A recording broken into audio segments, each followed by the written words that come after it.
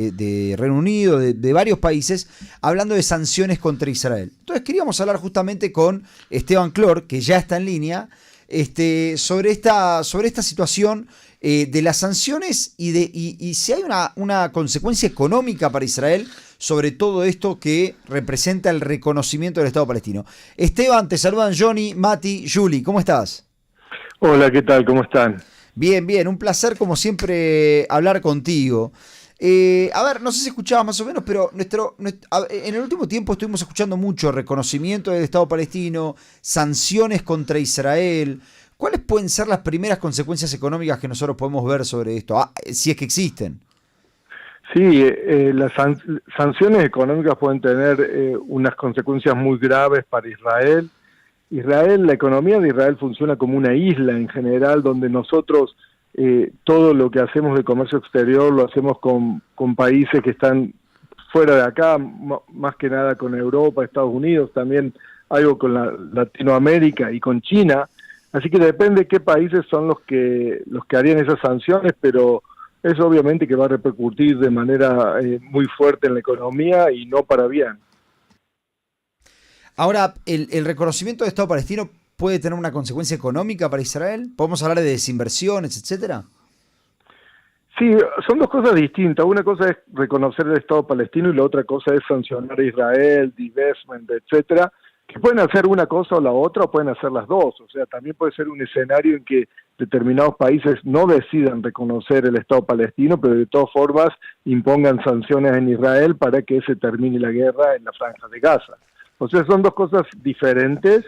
Eh, lo, lo que puede traer más repercusiones económicas obviamente son sanciones y divestment de Israel, y también lo que a los economistas en estos momentos nos preocupa mucho es ver qué va a decidir el gobierno con respecto a la Franja de Gaza, si va a tratar de llevar un acuerdo o si va a ir hacia la ocupación hacia la ocupación del 100% del territorio de la Franja de Gaza, que eso también tendría consecuencias económicas muy graves.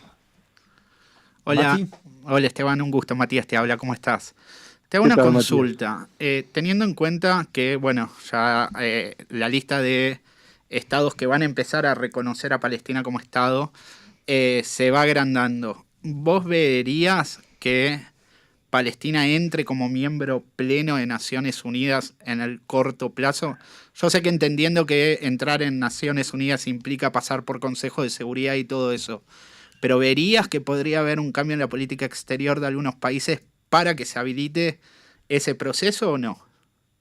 Y por el momento no lo veo porque dentro de todo Estados Unidos todavía tiene poder de veto, entonces mientras Estados Unidos siga aliado con Israel, ese proceso es más declarativo que formal, que va a llevar a consecuencias de hecho, pero todo depende de Estados Unidos al final de cuentas, y mientras podamos confiar en la política exterior de Trump, entonces eso no lo veo como algo que ocurra en el plazo inmediato. Juli. Hola, ¿cómo estás? ¿Todo bien? Lo que me gustaría saber es algo más como interno. ¿Qué impacto puede tener dentro de la economía israelí que más países reconozcan al Estado palestino o que se reconozca per se? El reconocimiento en sí lo veo como algo más declarativo que lleve a hechos concretos, pero el problema es si ese reconocimiento viene después con sanciones económicas a Israel, y obviamente que eso va a tener un impacto muy fuerte en la economía de Israel, en el nivel de vida de todos los ciudadanos israelíes, en primer término, en el coste de vida. De hecho, si cierran mercados de importación, obviamente que eso va a encarecer todo. Muchas compañías van a irse de Israel para poder seguir funcionando normalmente. O sea, puede tener un impacto económico muy grave. Si hay sanciones a nivel país o continentales, o por ejemplo de la Unión Europea, etcétera. Si Ahora, hay solamente declaración, no veo cómo eso se va a trasladar directamente a la economía, solamente a través de divestment y sanciones, etcétera. De por sí, eso sí, nosotros sí estamos sintiendo un poco de eso, de que la gente no quiere hacer negocios con compañías israelíes y ha bajado un poco, pero para que sea algo grave y que se vea de manera concreta, serían sanciones a nivel país, como las que se instituyeron contra Irán, contra Rusia, etcétera. Ahora, quiero hablar de lo otro que vos comentaste, lo dejaste en un comentario y me parece muy interesante, que es, vos decías, a ver, para el gobierno pareciera ser, yo no sé hasta dónde es real, pero hablan de la conquista de la Franja de Gaza, etcétera. Y vos decís, esto también tiene un costo muy grande aparejado. Entonces tengo dos preguntas. La primera es, ¿cuál es ese costo? Y la segunda es si en tu experiencia, en tus análisis, ¿vos crees que estos análisis económicos deberían también influenciar en la política general de seguir una guerra o ir a un acuerdo, etcétera, etcétera? ¿O solamente son cuestiones de seguridad, geopolítica y todo eso? Bueno, voy a contestar primero la segunda pregunta. Y como economista, que soy investigador principal en el Instituto Nacional de Estudios de Seguridad, la respuesta es obvia que sí. La economía permite, en cierta forma, que nosotros podamos tener una guerra por ahora ya por 19 meses y que la guerra continúe, pero la economía, si bien ha sido bastante resiliente, no se va a mantener así por el futuro a largo plazo. Todo depende de cuáles sean las políticas que se vayan implementando. La guerra hasta el momento la financiamos totalmente a través de agrandar la deuda externa. Pasamos de una deuda externa del 60% del PBI a más del 70% del PBI, y eso lo logramos hacer porque todavía podemos vender bonos en los mercados internacionales. Eso sí, hubo un costo, nos bajaron 2 veces el rating de país y por eso también pagamos intereses más altos. Si nosotros seguimos teniendo estos déficits fiscales arriba del 5%, obviamente que el rating país va a seguir bajando y eventualmente la gente ya no va a querer comprar bonos israelíes y nos vamos a acercar muy rápidamente a lo que se llama una crisis financiera. La última vez que tuvimos una crisis financiera fue en el año 2003 y eso llevó también a el programa económico de reformas del año 2003. ¿Por qué digo todo esto? Porque si nosotros vamos y ocupamos ahora la Franja de Gaza, según los estudios que hicimos, eso va a llevar un coste de cerca de 40.000 millones de shekels. Estamos hablando de un 2-3% de PBI y es plata que no tenemos. Y eso implica, ¿de dónde viene ese coste? El coste viene de la cantidad de soldados que de manera permanente van a tener que estar en la Franja de Gaza. El ejército habló de 4 UCDOT. Están hablando de algo un poco más de 10.000 soldados de manera constante adentro de la Franja de Gaza.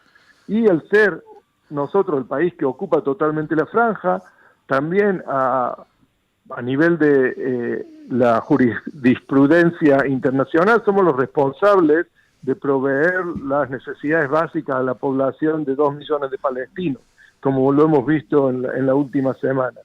Entonces eso lleva un coste muy grande, y fuera de ese coste también está el coste que estábamos hablando antes, de sanciones, divestment, el divestment gris que le decimos nosotros, que es no querer hacer negocios con empresas israelíes, etcétera, y eso va a tener un impacto muy grande en la economía y en el nivel de vida de todos nosotros. Mati. ¿Cómo estás? De nuevo, Esteban, te hago una consulta. Por lo general, cuando uno ve riesgo político, toda acción militar o este tipo de sucesos se ve en la afectación, o por lo menos lo primero que se afecta es el valor de la moneda, ¿no? Y lo que es bastante particular es que desde Irán lo que se viene viendo es que el shekel, en vez de depreciarse, se aprecia contra el dólar. ¿Por qué se da esto si la afectación crediticia está en negativa? Por lo menos, como vos dijiste, bajaron 2 escalones el crédito. La deuda aumenta, sin embargo, no pareciese reflejarse en el precio del shekel. Son dos cosas separadas. El precio del shekel, en cierta forma, está manejado de manera independiente por el Banco Central. Y las reservas del Banco Central son de más de 200.000 millones de dólares, y entonces ellos pueden mantener el precio del shekel estable. El tema de la deuda que se está creciendo, eso lo vemos nosotros en lo que llamamos el riesgo país. y el riesgo país subió de manera muy sustancial el 7 de octubre del 2023, bajó un poco, vimos cuando Israel hizo el acuerdo con el Líbano, y volvió a subir en marzo de este año con la operación nueva de Mirkabot Gidon. Y con lo que vimos también con Irán, el riesgo país no bajó de manera sustancial, porque también vimos los costes que lleva a financiar estas operaciones. Si bien la guerra con Irán es considerada un gran éxito para Israel, de todas formas vemos que en los últimos 3 meses el presupuesto de defensa subió en 45 mil millones de shekels, y otra vez estamos viendo que si bien el gobierno prometió que el déficit iba a estar por debajo del 5%, por tercer año consecutivo el gobierno no cumple con las promesas de acuerdo al déficit fiscal, y va a tener un déficit más alto de lo previsto, que otra vez lo estamos pagando emitiendo deuda, y eso hace que suba el riesgo país. Entonces, lo que quise decir con todo esto, que la valoración del shekel y la posibilidad de tener una crisis financiera no van juntas. El shekel está manejado por el Banco Central y el tema de la deuda está manejado por el gobierno. Esteban, te hago la última. No hay. ¿Cuál es el efecto de que el dólar se esté debilitando mundialmente?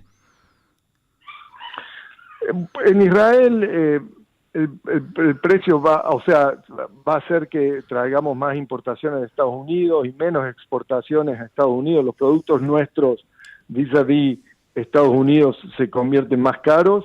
Estados Unidos es uno de los países con los que más comercio exterior tenemos, y en ese aspecto eso nos va a perjudicar, porque hace que nuestras exportaciones sean más caras, las importaciones de Estados Unidos sean más baratas, y bueno, vamos a cerrar un poco la ventaja que teníamos nosotros en exportar más que importar.